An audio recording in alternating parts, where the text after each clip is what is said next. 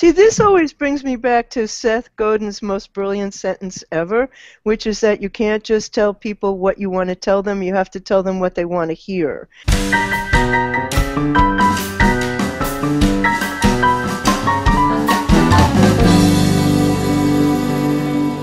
Scott, say a quick hello. Cloudy, not raining.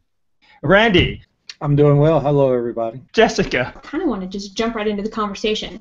Well, we'll get BL out of the way, then we'll get into it. Hi, from sunny, hot, humid New York. In terms of the first question, of course, is why people share, right? Mark says that basically you share because it's an act of generosity or kindness to inform or help people. Second, as an expression of your own identity. And third, because they love the brand so much, they share the content regardless of the quality of the content. It's just about the emotional connection with the brand. I share content that I think is of value, and I also share what my friends, including you guys, are doing. But at a certain point, if somebody doesn't also share my content, I just stop doing that because there has to be something in it for me. And many times, there's not. What BL is talking about, to me, is manners. Somebody says hello to you, you say hello back. We've had this conversation before, maybe 2 years ago.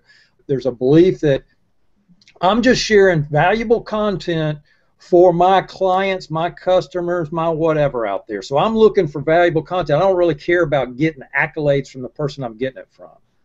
Well, if that's your motivation, go forth. There's plenty of content out there, and the people that are creating that content are loving free broadcasts that you give them. I come from that camp. I'm a big believer in if there's really good content that helps the people I'm trying to have a conversation with, and I've got this revolving door opportunity, I'm not worried about the content creator. I would like to give them credit. I'm worried about getting to the audience that I have and the audience that I would like to connect with, and I'll use whatever resources are at my fingertips to keep that door open and try and start a conversation with people. When I'm working and focusing on that, the other content creators, they're not even on my radar. It's how do I enable my vision to get to the most people possible. Let's just take Jessica, who says, hey, I'm searching for this key content to supply my tribe and to give them something that's going to cause them just to bite the hook or hang on the hook as long as possible.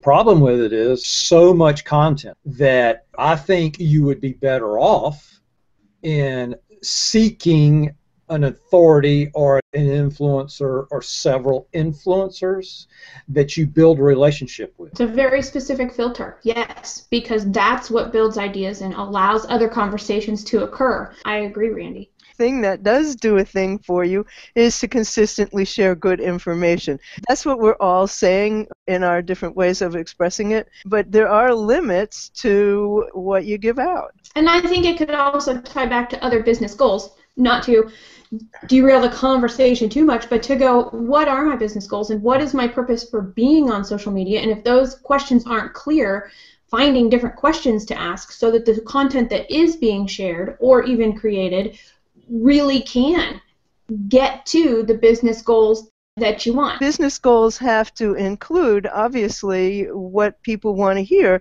and what they want to hear from you. Yes, it is all about strategy, but I think we have two levels going on here. We have personal and professional. Like, yes. What do we do for our friends and what do we do in our business? Thank you all for joining us for episode 79. We'll see you next week, and thanks again for joining the Lunch Bunch. Bye-bye.